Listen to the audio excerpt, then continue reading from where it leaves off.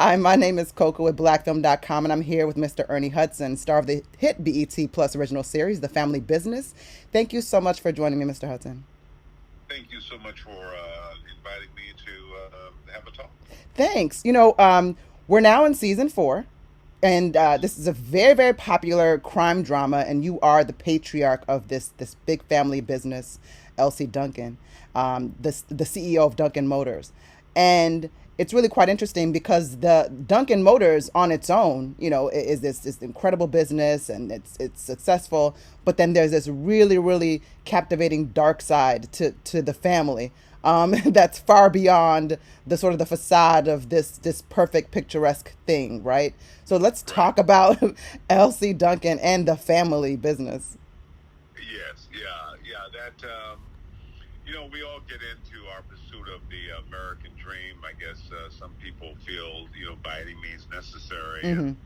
and this is a family that feels like in order to achieve the legacy and dynasty that they want, that they have no choice but to make their own rules, and Mm-hmm. um, and that's kind of what I think. LC for me is a guy who is a reluctant um, gangster. Mm-hmm. I mean, he'd rather do it the other way, but I think he feels like you know that road is not for certain people.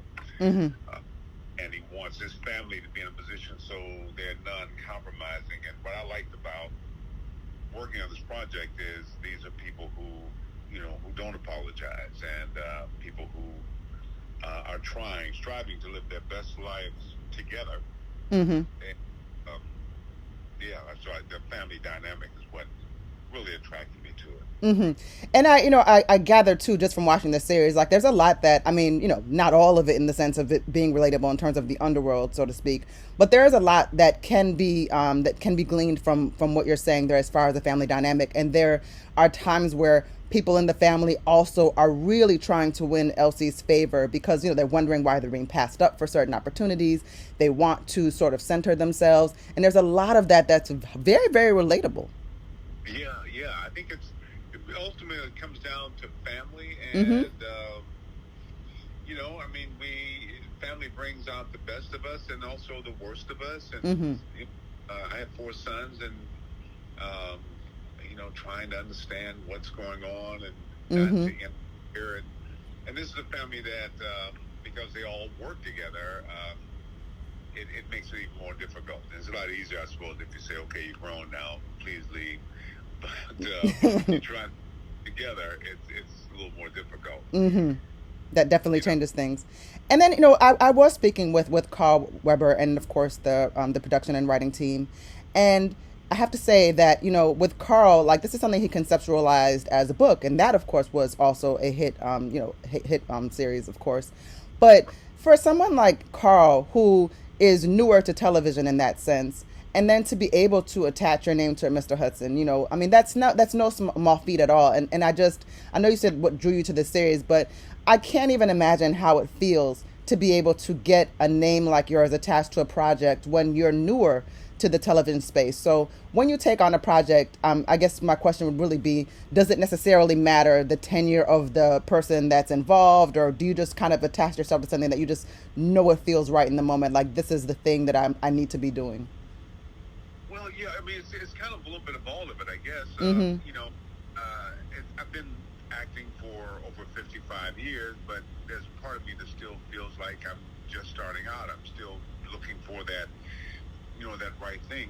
And I also, started at a time when there was so few opportunities for um, people of color, black people in particular, that and you see how difficult it is to get in. So when someone like Carl comes along with this project, Mm-hmm. I succeed, and I know that he succeeded certainly in the book world, and he has a publishing company, and he had his several businesses, flipping houses, but he's just one of those rare guys, and it was a great script, a great idea, Mm-hmm. based on I don't know how many books he has in the series, so it when someone's to have this idea, when they have 7 or 8 books you can read to see So he knows this story. He knows these people. Mm-hmm. So it was easy to sign up with him because I really wanted to want to see him succeed. Now, being outside of Hollywood is a little bit tricky because I'm not quite sure, if they really understand the business, understand how we reach for a certain level of quality, and because a lot of people want to get in, they think they can make, they can do it the same way you build houses, and it's a whole different industry. Right. And you deal with people and personalities that's, these aren't your average workers when you're dealing with actors and, filmmakers. So it's a little bit of a challenge, but yeah, I believed in Carl. I believed in the project, and like I said,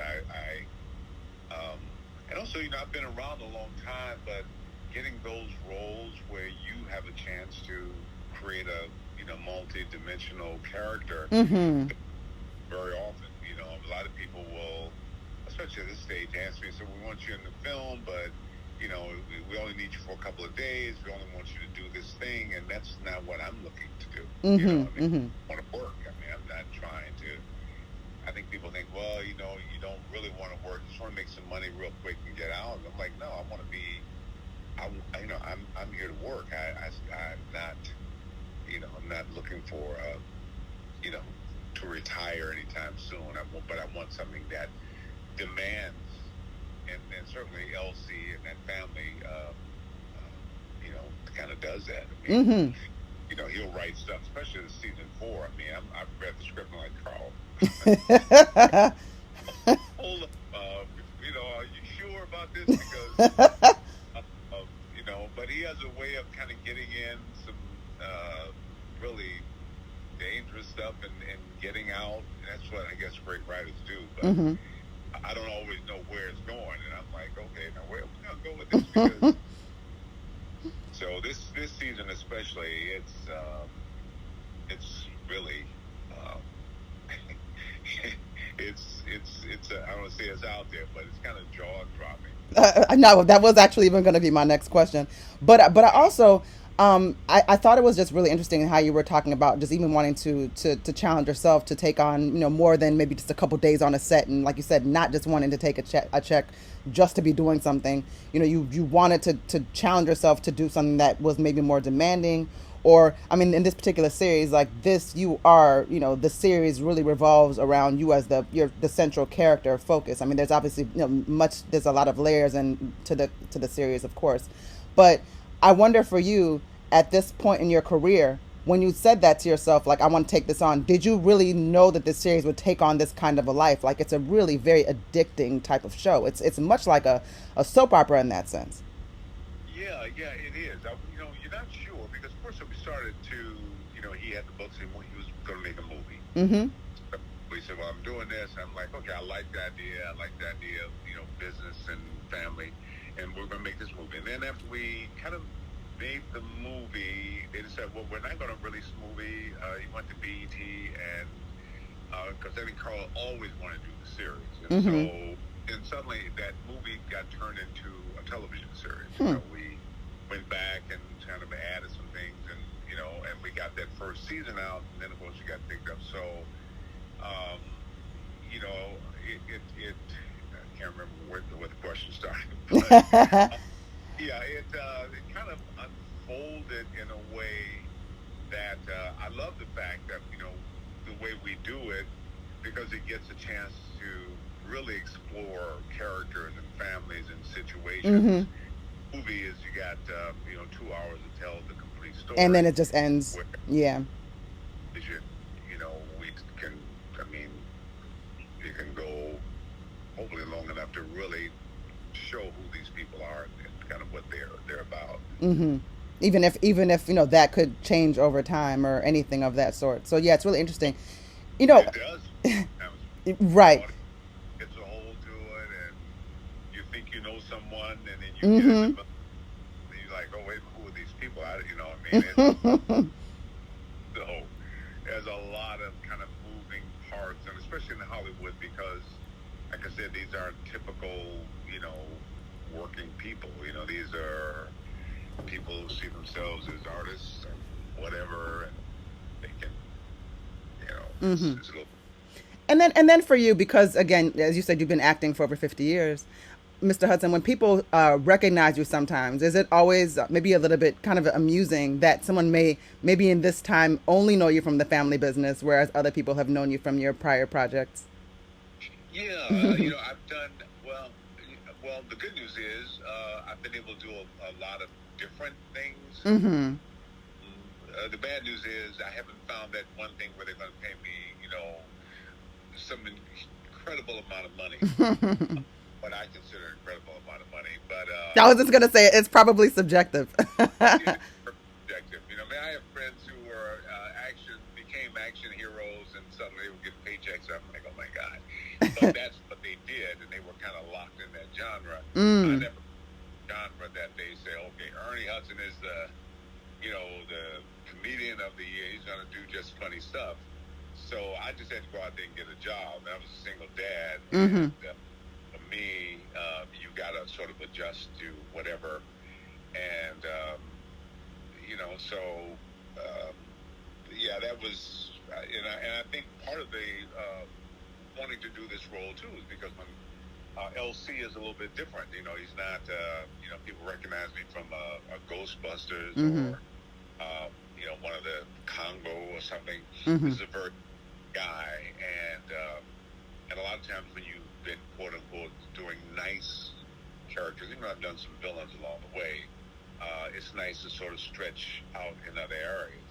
And so that, but in terms of people recognizing me, I think everybody at different people will come up and say, "Oh, my favorite movie is," in some movie that I did. I was talking to someone about Leviathan, and I don't talk about that movie, but they were saying, so their films connect with different people different ways, and so there are people who would say, I come up in, when the Hannah rocks the cradle, or The Crow is a whole group of, especially young people who love that movie. So they're family business fans who may not be necessarily Ghostbuster fans, and so yeah, it's a little bit. It could be a mix of things. Different That's actually, that's actually quite interesting. And even as you just said, I guess I hadn't thought about it, but you're right. I don't necessarily associate you with any specific type of role, which is a great thing because, like you said, some people may be stuck to where they can only play a certain kind of role and they're typecast. And you've actually been blessed to not have to go through that.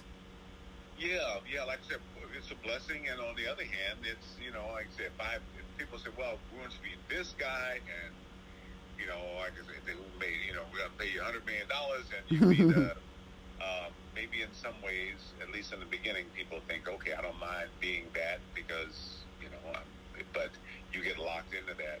And then there are people who, like I said, they're Grace and Frankie fans who, that was a whole other level of,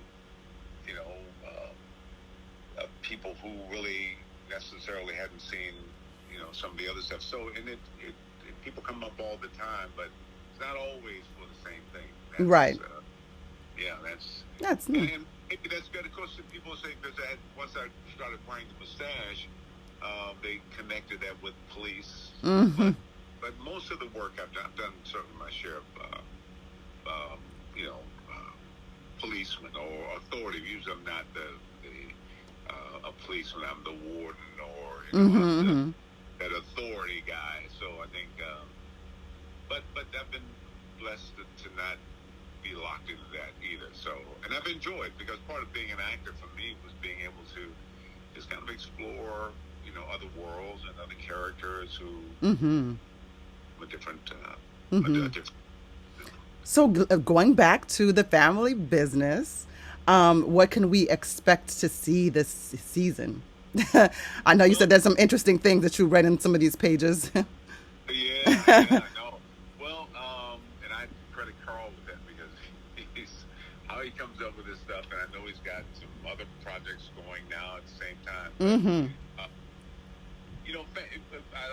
I talked about family dynamic and kids and kids who are easy and kids who are hard, and they got their issues and all that. But then we forget about that other side of the family, that cousin, that brother, who broke away from the family, and Mm-hmm. so here comes family. They're family, but they got a whole another issue. Just like family can be. It's like, okay. And so my brother, who was played by Stan Shaw, and we all started up together with family, but Mm-hmm.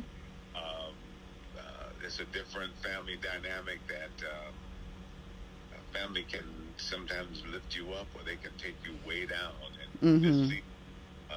it's a whole other kind of family business. No, that's why I said I really watched, or really enjoy watching the show, because I think that a lot of that is what draws people to it, is just that again, that relatability of being able to see that there's so many sides to family. And then, like you said, when you're working with your family, that is an entirely different dynamic, because now we're not just talking about roles of, father, son, mother, daughter. We're also talking about bosses and leadership and, promotions and who's getting seen. Yeah, that's another layer. That's why I think a lot of people sometimes you'll see will opt out of a family business. Like, you know what? I'd rather be over here selling cars across the street, not in the house. Yeah. And you would think family, you say, well, because my family, they know me. But actually, the biggest misconceptions, people who think you ought to be, you're Yeah. not even who you are. I tell my sons, dude, I raised you, you know me. But it's like, yeah, but you ought to, dad, or I heard, or what. It's like, and people, relatives, cousins, and that's a whole other thing. I sometimes think I know they know who I am, but I don't think you really. I know you don't know me because you're buying the hype that your neighbors or whoever are feeding you, and it's not real. It's not based on anything. But I assume you know me because you're a cousin. I've known you your whole life, but a lot of times people don't. But then I always say too, like, especially like with family, like we are, people, our family knows us, but then it's like when you leave the house and you have a different type of relationship with your friends or maybe even coworkers or something like that. So a lot of times, do we really know? We don't know the totality of a person. So, I mean, I think that, yeah, even with family, we can all surprise, everybody. Oh, Mm-hmm. yeah, Mm-hmm. and throw some money in there, and then you can get out. Exactly. And throw somebody asking for some money. Okay. Thank you so much for your time, Mr. Hudson. It's definitely been a lesson and fun talking to you today. Learned a lot. Thank you so much for taking the time. And, thank you. And obviously it's no surprise that your career has lasted this long. I mean, I think it's really great that you take on these roles that challenge you and that, most of all interest you. And that you had that hunch and you knew this was going to be a good thing. And look at it. I mean, it's gone on for we're at season 4 right now. Let's see if we can get to season 15. Or for as long as you want to keep going with it, right? Yeah, that's the blessing. That's the blessing of this, yes, for sure. Once again, my name is Koku with blackfilm.com, and I'm here with Mr. Ernie Hudson, star of the hit BET Plus original series The Family Business. Season 4 did premiere this month, on September 1st, and you can see it every Thursday on BET Plus. Thank you so much for your time, Mr. Hudson. Thank you. Great talking. Thank you. Great talking to you too. Take care. If you want Bye-bye. to see more content like this on blackfilm.com, make sure you like, subscribe, and ring that bell.